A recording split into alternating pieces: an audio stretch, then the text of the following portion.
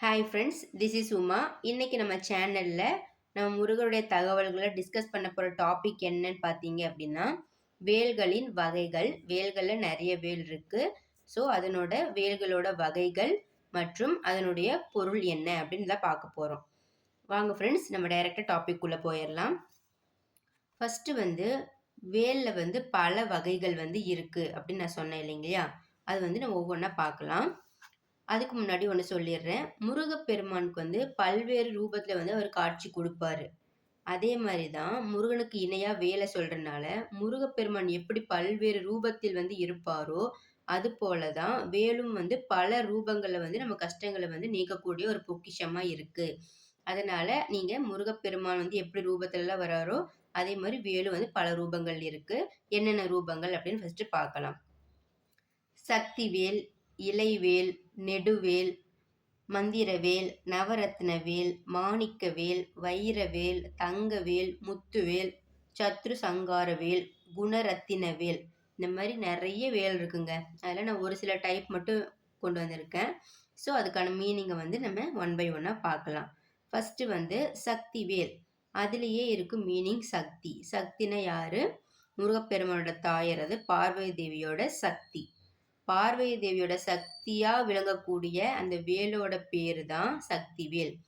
So Sakthivel அப்படின்னா பார்வதி தாயார் இருக்காங்கல்ல, அவங்களோட வடிவம், சக்தியின் வடிவம் என்று கூறப்படுவதுதான் சக்திவேல். அதுக்கப்புறமா மந்திரவேல். மந்திரவேல் அப்படின்னா அந்த வேலோட இலைப்பகுதி இருக்கு பார்த்தீங்களா, அதுல மந்திரங்கள் இல்லது மந்திர சக்கரங்கள் வடிவமைக்கப்பட்டிருக்கும். இந்த மாதிரி வேல்ல எந்த வேல்னா மந்திர வேல். அதுலேயே மீனிங் இருக்கு மந்திரம். ஸோ அந்த வேலோட இலை பகுதியில மந்திரங்களோ இல்லை மந்திர சக்கரங்களோ வடிவமைக்கப்பட்டிருக்கும். ஒவ்வொரு வேலுக்கும் ஒவ்வொரு சிறப்பு இருக்கு, ஒவ்வொரு வரலாறு இருக்கு. ஸோ நான் அந்த சிறப்பை மட்டும் சொல்றேன். உங்களுக்கு வரலாறு வேணும் அப்படின்னா கீழே கமெண்ட் பண்ணுங்க, நான் ரிவ்யூ பண்ணிட்டு சொல்றேன். நெக்ஸ்ட் பார்த்தீங்கன்னா நவரத்தின வேல். படிக்கும் போதே உங்களுக்கு தெரியும், நவரத்தினவேல் அப்படின்னா உயர்ந்த ரத்தினங்கள் செய்யப்பட்டது. அந்த நவரத்தினம் இருக்கும் பார்த்தீங்களா, அந்த நவரத்தினங்களை வச்சு உருவாக்கப்பட்ட வேல் தான் நவரத்தின வேல்.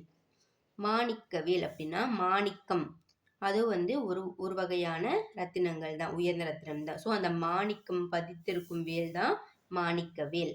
அதுக்கப்புறமா வைரவேல். வைரக்கற்கள் இருக்கு பார்த்தீங்களா, அதை வச்சு இந்த வேல் வடிவமைக்கப்பட்டிருக்கும். அதனால் இதை வைரவேல் அப்படின்னு சொல்கிறோம். தங்கவேல், இது யூஸ்வலாக எல்லாருக்கும் தெரிஞ்சது தான், தங்கத்தால் செய்யப்பட்டிருக்கனால இது பேர் தங்கவேல்.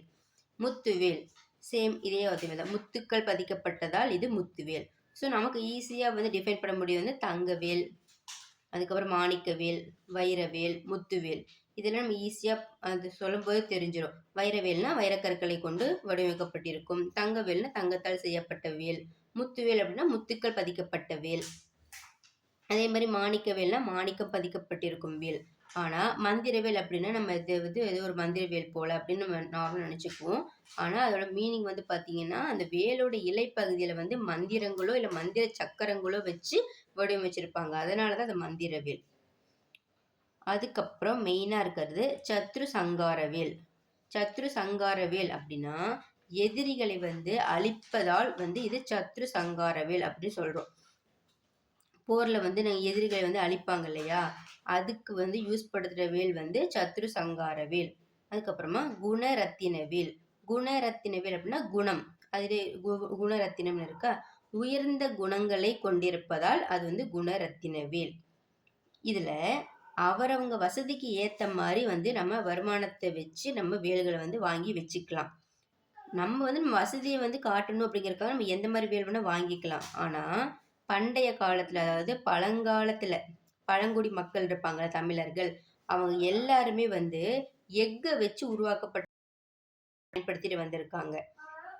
இத்தனை வேல் இருந்தாலும் ஏன் அவங்க போருக்கு இந்த எக்கால் உருவாக்கப்பட்ட அப்படின்னா, எக்கால் உருவாக்கப்படுற வேல் மிக கூர்மையானதாகவும் ரொம்ப உறுதியானதாகவும் இருக்கும். அதனால தான் போர்ல அவங்களுக்கு வீசி எறியறதுக்கு அது ஏற்றதா இருக்கிற மாதிரி வடிவமைக்கப்பட்டு இருக்கு. அதனால தான் எவ்வளவு வசதி இருந்தாலும் போருக்கு போகும்போது அந்த வீரர்கள் வந்து எஃகினால் உருவாக்கப்பட்டு இருக்காங்க. மெயின் இம்பார்ட்டன்ட் பாயிண்ட் ஏன் அப்படின்னா அது வந்து ரொம்ப ஷார்ப்பாகவும் ரொம்ப ஸ்ட்ராங்காகவும் இருக்கும். அந்த மாதிரி வேலை தான் வந்து போருக்கு வந்து மிகவும் பயன்படுத்துறதுக்கு வந்து எளிமையானதாகவும் அவங்களுக்கு இருந்திருக்கு. ஸோ வந்து எவ்வளோ வசதி இருந்தாலுமே எஃகு தான். ஓகேங்களா. எஃகு நம்ம எல்லாருக்கும் தெரியும் இரும்பு. இரும்பை கொண்டு உருவாக்கின வேலைத்தான் போருக்கு வந்து பயன்படுத்தினார்கள். ஏனென்றால் அது மிக கூர்மையானதாகவும் உறுதியானதாகவும் இருந்ததால் வீசி எறிவதற்கு வந்து அவங்களுக்கு ஏற்றதாக வைக்கப்பட்டதாக இருந்திருக்கிறது. ஓகேவா ஃப்ரெண்ட்ஸ்? இன்னைக்கு வந்து வேல்களின் வகைகள் வந்து உங்களுக்கு தெரிஞ்சிருக்கும். நம்ம நார்மலா வந்து வேல் அப்படின்றத சொல்லுவோம். ஸோ வேல் இது வந்து ஒரு சில வேல் மட்டும் தான் நான் சொல்லியிருக்கேன். ஆனா இன்னும் நெறைய வேல் இருக்கு. உங்களுக்கு எல்லா வேல பத்தின அப்படின்னாலுமே நீங்க கீழ கமெண்ட் பண்ணுங்க. ஓகேவா ஃப்ரெண்ட்ஸ்? இதே மாரி ஒரு முருகர் நான் உங்கள மீட் பண்றேன். ஓகேவா ஃப்ரெண்ட்ஸ்?